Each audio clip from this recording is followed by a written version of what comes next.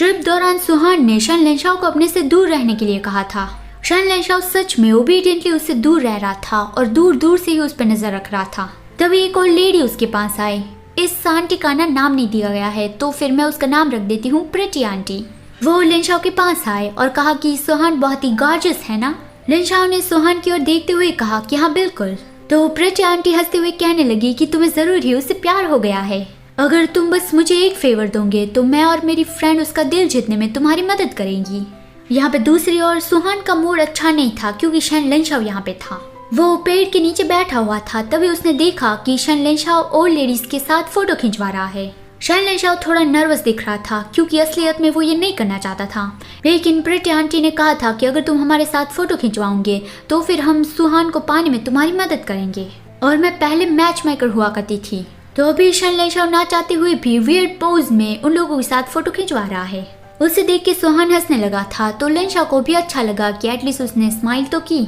फिर सुहान सारी old ladies को हुआ की फोटो दिखा रहा था।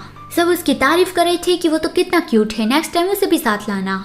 लेनशाओ दूर से ही सुहान को देख रहा था। तभी उसे निंगी का कॉल आया और उसने बताया कि इस ग्रुप सू के साथ काम करने के लिए मान गया है। आप बस मिस्टर सू का ख्याल रखना, हम जल्दी ही हुआ को वापस ले आएंगे।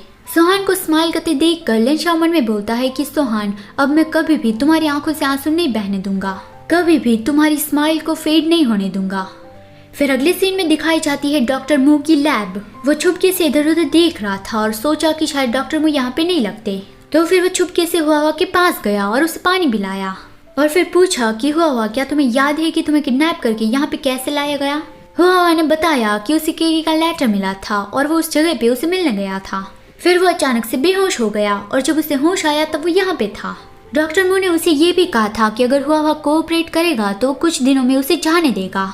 केगे ने कहा कि पहले तुमने मुझे बचाया था, तो फिर अभी डॉक्टर मू सीक्रेटली तुम्हें किडनैप करके क्यों लाए हैं? पता नहीं मेरे भाई को इस बारे में पता होगा या नहीं। मौका मिलते ही मुझे इस बारे में उसे पूछना होगा।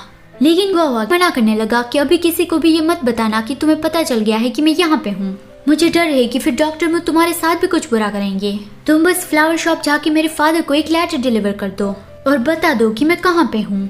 लेकिन डॉक्टर मू और किसी और को इस बारे में पता नहीं चलना चाहिए, यहाँ तक कि तुम्हारे भाई को भी नहीं। फिर अगले सीन में रात का वक्त था और मुजिंग को एक बहुत ही बुरा सपना आ रहा था। वो बार बार यही बोल रहा था कि मॉम ऐसा मत करिए, मुझे छोड़कर मत जाइए। वो अपनी मॉम के पीछे जा रहा था और बार बार रोते हुए बस यही कह रहा था कि मॉम मुझे छोड़ के मत जाइए। लेकिन उसकी मॉम ने कहा कि ये तुम्हारी वजह से हुआ है, तुम्हारी वजह से ही मेरा ऐसा हाल हो गया है। अगर तुम नहीं होते तो मुझे इस तरह के डिप्रेशन की वजह से नहीं मरना पड़ता। मुजिंग, बड़े होने के बाद तुम्हें एक ओमेगा बनना। सारे बच्चे खून चूसने वाले डीमन होते हैं, मेरी तरह तुम भी बच्चों की वजह से एकदम पक जाओगे। ये बोलते हुए वो ऊंची बिल्डिंग से कूद गई और मुजिंग बस रोता रह गया।